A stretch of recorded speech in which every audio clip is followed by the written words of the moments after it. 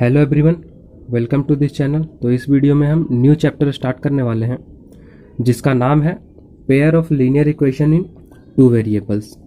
तो सबसे पहले बेसिक्स देख लेते हैं। तो जो फर्स्ट पॉइंट है वो क्या है? इक्वेशन। तो इक्वेशन किसे कहते हैं? A combination of constants and variables with an equal to sign is called an equation. यानी कि इक्वेशन क्या होता है? यह एक कॉम्बिनेशन है कांस्टेंट, वेरिएबल और इक्वल टू साइन का, और तीनों के तीनों चीज़ों का होना बहुत ज़रूरी है। तीनों में से किसी को भी हम मिस नहीं कर सकते हैं। तो एग्जांपल देख लेते हैं। x equal to 5, x equal to 0, 9 minus x equal to 3 and 3x equal to 8। तो इन सब में हम क्या देख रहे हैं कि कांस्टेंट, वेरिएबल और इक्वल टू का कॉम्बिनेशन है। जैसे यहाँ वेरिएबल इक्वल टू कांस्टेंट, यहाँ वेरिएबल इक्वल टू कांस्टेंट, यहाँ variable constant constant equal to. तो इसी तरह से तो ये सारे किसके एग्जांपल हो गए? इक्वेशन के। अब हम देखते हैं कि हमें कौन कौन सा इक्वेशन पढ़ना है।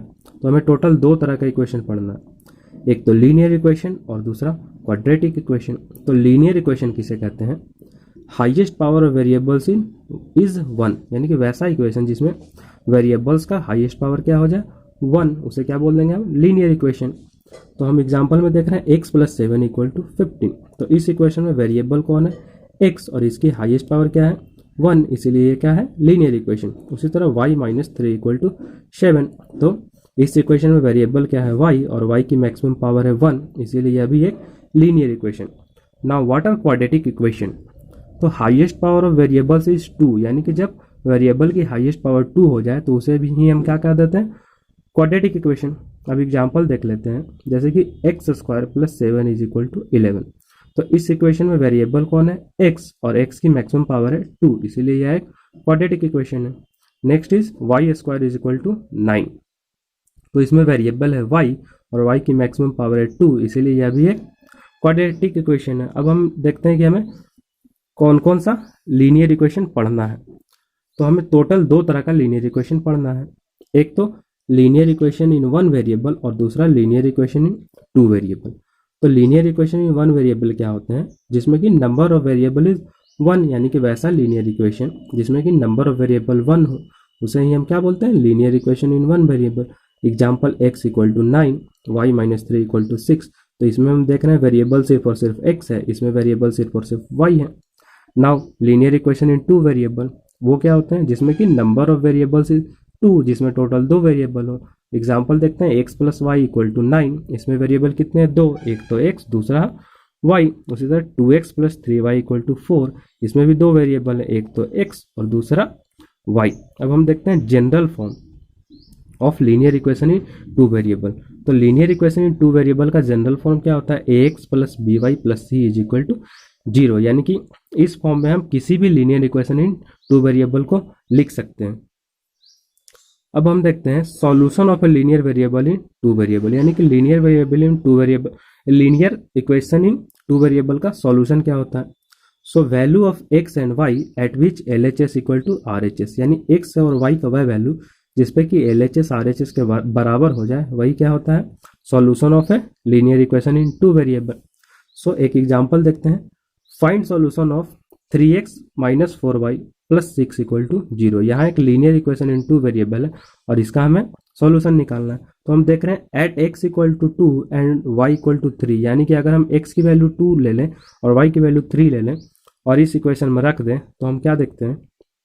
3x minus 4y plus 6 equal to 3 into, अब x की वैल्यू 2 डालनी है, तो 3 इंटू 2 माइनस 4 इंटू y, तो y की जगह पे 3 रखेंगे, तो 3 into 2 minus 4 into 3 plus 6 and that is equal to 3 2 जा 6 माइनस 4 3 जा 12 एंड प्लस 6। तो ये 6 6 12 माइनस 12, और 12 माइनस 12 क्या हो गया? 0। और हम यही देख रहे हैं कि 0 यहाँ क्या है? RHS में। So at x equal to 2 and y equal to 3 LHS equal to RHS, इसीलिए x इक्वल टू 2 और y इक्वल टू 3 क्या हो गया? इस इक्वेशन का सॉल्यूशन हो गया। तो जिस मेथड से हमने इसका सॉल्यूशन निकाला है उसे हम क्या बोलते हैं? हिट एंड ट्रायल मेथड, यानी कि हम अलग अलग वैल्यू रख के देखते हैं और जिस वैल्यू पर भी सेटिस्फाई कर जाए कंडीशन, वही क्या हो जाता है? सॉल्यूशन। अब यहाँ आप देख रहे हैं हमने क्या लिखा है? Value of x and y। तो यह चीज़ चेंज भी हो सकती है। अगर इस इक्वेशन में हम देख रहे हैं वेरिएबल एक्स और वाई है, तो वहाँ हमें value of x and y रखना होगा। अगर यहाँ वाई जेड रहता तो हम वाई और जेड की वैल्यू रखते हैं। अगर पी क्यू रहता तो पी और क्यू की वैल्यू रखते। तो सीधा सीधा वेरिएबल का वैल्यू रखते जाना है, और ऐसा वैल्यू जिसपे कि दोनों साइड बराबर हो जाए, एलएचएस और आरएचएस, वही क्या हो जाता है, सॉल्यूशन। अब हम थोड़ा सा बेसिक देखने वाले हैं कोऑर्डिनेट ज्योमेट्री के बारे में। तो आपके सामने एक ग्राफ पेपर है, तो इसमें जो हॉरिजॉन्टल लाइन है यानी कि ये वाला लाइन, इसे हम क्या बोलते हैं, एक्स एक्सिस। और जो वर्टिकल लाइन है यानी कि ये वाला लाइन, उसे हम क्या बोलते हैं, वाई एक्सिस। और एक्स एक्सिस और वाई एक्सिस जहाँ पर भी कट करता है उसे हम क्या बोलते हैं, ऑरिजिन, जिसे कि हम ओ से डिनोट करते हैं। अब जो एक्सट्रीम ऑफ एक्स एक्सिस है राइट साइड का, उसे हम वहाँ पे एक्स से डिनोट करते हैं। और जो एक्सट्रीम लेफ्ट है एक्स एक्सिस का, उसे हम एक्स डैश से डिनोट करते हैं। और जो टॉप मोस्ट है वाई एक्सिस का, उसे हम वाई से डिनोट करते हैं। और जो सबसे बॉटम में है वाई एक्सिस का, उसे हम वाई डैश से डिनोट करते हैं यहाँ।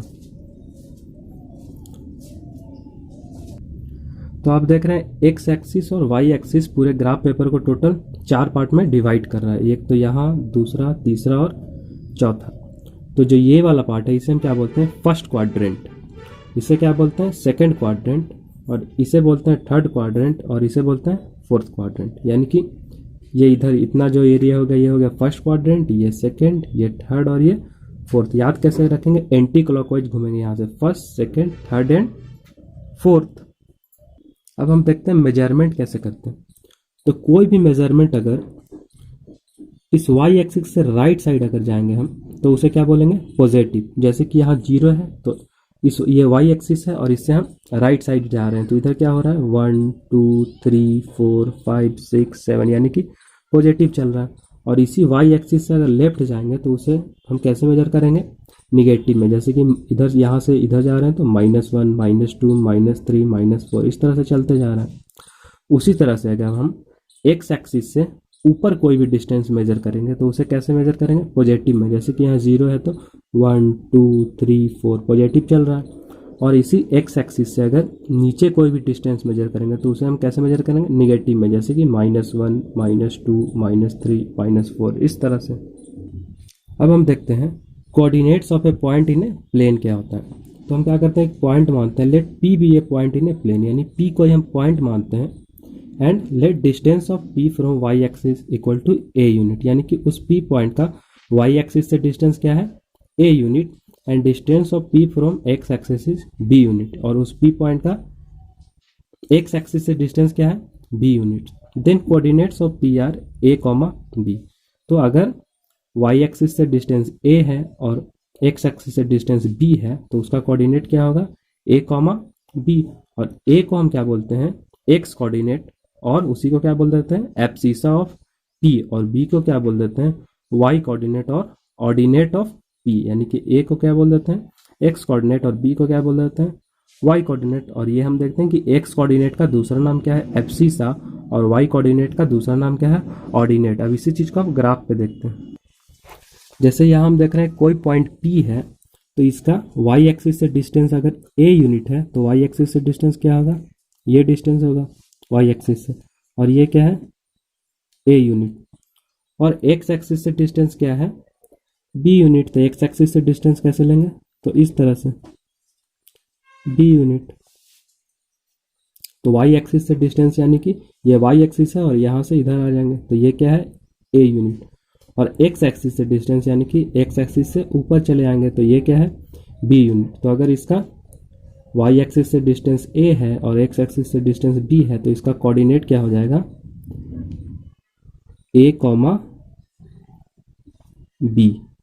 इसका डिस्टेंस क्या हो जाएगा, a कॉमा, इसका कोऑर्डिनेट हो जाएगा a कॉमा b। तो हम जब भी किसी पॉइंट का कोऑर्डिनेट लिखेंगे तो सबसे पहले उसका डिस्टेंस लिखेंगे हम y एक्सिस से, उसके बाद एक कॉमा लगाएंगे, उसके बाद उसका डिस्टेंस लिखेंगे x एक्सिस से। तो ये जो P पॉइंट है इसका कोऑर्डिनेट क्या हो गया, a कॉमा b। अब कुछ और एग्जांपल देखते हैं। जैसे कि अगर हमें Q पॉइंट का कोऑर्डिनेट लिखना है तो सबसे पहले हम क्या देखेंगे, इस क्यू पॉइंट का वाई एक्सिस से डिस्टेंस, उसके बाद देखेंगे इसका एक्स एक्सिस से डिस्टेंस। तो वाई एक्सिस से इस क्यू पॉइंट का डिस्टेंस क्या है, तो ये है वाई एक्सिस, इससे हमें इधर आना है। तो स्केल कौन सा यूज करेंगे, ये 0 1 2 3 4 5 6 7 8, यानी कि इसका फर्स्ट जो कोऑर्डिनेट यानी एक्स कोऑर्डिनेट वो क्या हो गया 8। अब इसका देखेंगे एक्स एक्सिस से डिस्टेंस, तो एक्स एक्सिस से इसका डिस्टेंस क्या है, तो ये है एक्स एक्सिस, इससे ऊपर जाना है तो ये वाला स्केल यूज करेंगे 0 1 2 3 ये, और 3 के सामने आ गया तो 8,3 हो गया पॉइंट क्यू का कोऑर्डिनेट। नाउ पॉइंट आर का कोऑर्डिनेट लिखने के लिए हम क्या करेंगे, सबसे पहले इसका वाई एक्सिस से डिस्टेंस देखेंगे। तो ये वाई एक्सिस से इधर आना है तो स्केल कौन सा यूज करेंगे, ये तो 0 -1 -2 -3 -4, ये इसका एक्स कोऑर्डिनेट हो गया -4। उसके बाद हम क्या देखेंगे, इसका एक्स एक्सिस से डिस्टेंस, तो ये है एक्स एक्सिस, इससे ऊपर जाना है तो 1 2 3 ये हो गया -4,3। ना पॉइंट एस देखने के लिए हम क्या करेंगे, ओके अब इसका सबसे पहले वाई एक्सिस से डिस्टेंस देखेंगे। तो ये वाई एक्सिस है तो इससे इधर कितना है, तो ये वाला स्केल यूज करेंगे तो -1 -2 -3 -4, तो हो गया -4। और कॉमा आप एक्स एक्सिस से डिस्टेंस देखेंगे तो एक्स एक्सिस ये है, इससे ये नीचे है, कितना नीचे है तो 1 2 3, और 3 के सामने ये है तो -4 -3, क्योंकि इस स्केल पे सब कुछ माइनस चल रहा है। नाउ पॉइंट टी, तो टी पॉइंट के लिए हम क्या देखते हैं कि सबसे पहले वाई एक्सिस से डिस्टेंस, तो ये वाई एक्सिस है, इससे इधर है, ये कितना यूनिट है तो ये वाला स्केल यूज करेंगे 1 2, तो 2 यूनिट इधर है। उसके बाद क्या करेंगे, हम एक्स एक्सिस से डिस्टेंस देखें तो एक्स एक्सिस ये है, इससे किधर है ये नीचे, तो स्केल ये वाला यूज करेंगे, कितना नीचे है तो -1 -2 -3 -4, तो -4 हो गया इसका सेकंड कोऑर्डिनेट। यानी कि सबसे पहले हमें वाई एक्सिस से डिस्टेंस लिख देना है, फिर एक्स एक्सिस से डिस्टेंस लिख देना है। अब नाउ पॉइंट यू के लिए हम देखेंगे तो वाई एक्सिस से इसका डिस्टेंस कितना है, ये है वाई एक्सिस, इससे इधर आएंगे तो कितना यूनिट है तो 1 2 3 4 5। उसके बाद 5 और 6 के बीच में, तो कितना बीच में, ये 5 और 6 के बीच में टोटल 10 डिविजन हैं, छोटे छोटे 10 पार्ट, उसमें से हम देख रहे हैं कि ये एकदम बीच में है, तो यानी कि 5 के बाद 1 2 3 4 5 छोटा छोटा यूनिट है, यानी कि 5 और 6 के एकदम बीचों बीच है, तो इसे हम क्या बोलेंगे 5.5। सो इसका एक्स कोऑर्डिनेट हो गया 5.5। ना वाई कोऑर्डिनेट लिखने के लिए हम क्या करेंगे, एक्स एक्सिस से डिस्टेंस देखेंगे तो ये एक्स एक्सिस है और इसे ये नीचे है, तो कितना यूनिट नीचे है तो -1 -2 एंड दिस -2.5, यानी कि -2.5 यूनिट नीचे है, तो ये हो गया इसका कोऑर्डिनेट। यानी कि सबसे पहले हम क्या लिखते हैं, एक बार फिर से देख लेते हैं कि क्यू में किसी भी पॉइंट का कोऑर्डिनेट लिखने के लिए सबसे पहले वाई एक्सिस इधर है, उससे कितनी दूर पे, ये 8 यूनिट पे है तो 8 लिख दिया। उसके बाद ये एक्स एक्सिस से कितनी दूरी पे है, तो ये एक्स एक्सिस है, इससे कितना ऊपर है नीचे है वो देख लेंगे, और वही हो गया हमारा क्या कोऑर्डिनेट। अब हम देखते हैं किसी भी पॉइंट को हम ग्राफ पेपर पे प्लॉट कैसे करते हैं। जैसे एक क्वेश्चन है, plot the points A B C D and E on a graph paper. तो सबसे पहला जो पॉइंट है वो A4,3 को हमें प्लॉट करना है। तो सबसे पहले जो फर्स्ट कोऑर्डिनेट होता है उतना हम एक्स एक्सिस पे चलते हैं, तो ये है एक्स एक्सिस, उस पर हमें कितना चलना है 4 यूनिट पॉजिटिव में, तो ये 0 है तो 4 यूनिट पॉजिटिव किधर हुआ तो 1 2 3 4, यहाँ हम रुक जाएंगे। उसके बाद हमें क्या करना है 3 यूनिट चलना है, किस पे वाई एक्सिस पे, तो वाई एक्सिस ये है उसमें पॉजिटिव 3 यूनिट चलना है, तो किधर चलेंगे तो 1 2 3, तो ये हो गया हमारा पॉइंट A4,3। अब बी पॉइंट को प्लॉट करना है, तो बी पॉइंट हम क्या देख रहे हैं -3, क्या है 2, तो -3,2 को प्लॉट करने के लिए हम सबसे पहले क्या करेंगे कि एक्स एक्सिस पे कितना चलेंगे -3, तो ये एक्स एक्सिस पे इस पर कितना चलना है हमें -3, तो -3 है लेफ्ट साइड, तो -1 -2 -3, तो ये हो गया -3।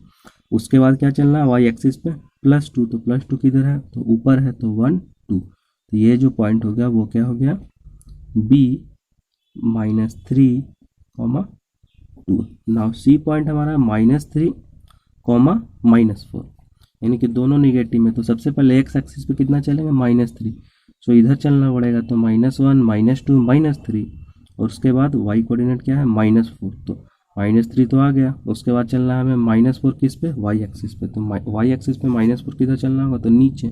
सो -1, -2, -3 एंड -4 यहाँ से मिलाते जाएंगे। तो ये क्या, कौन सा पॉइंट हो गया, C -3, -4।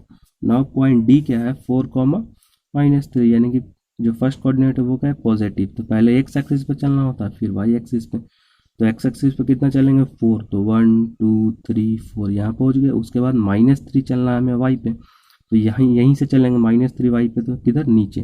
तो -1, -2, -3, तो ये क्या हो गया, डी 4, -3। नाउ लास्ट हमारा क्या है, ई पॉइंट 2.5, 3.5 को प्लॉट करना है। तो सबसे पहले हम चलेंगे एक्स एक्सिस पे कितना, 2.5 यूनिट। तो किधर चलेंगे, तो 1, 2 एंड 2.5 और 3.5 चलना है वाई पे, तो 1, 2, 3.5। तो ये पॉइंट हो गया ई 2.5, 3.5। So this is the end of this video. मिलते हैं नेक्स्ट वीडियो में।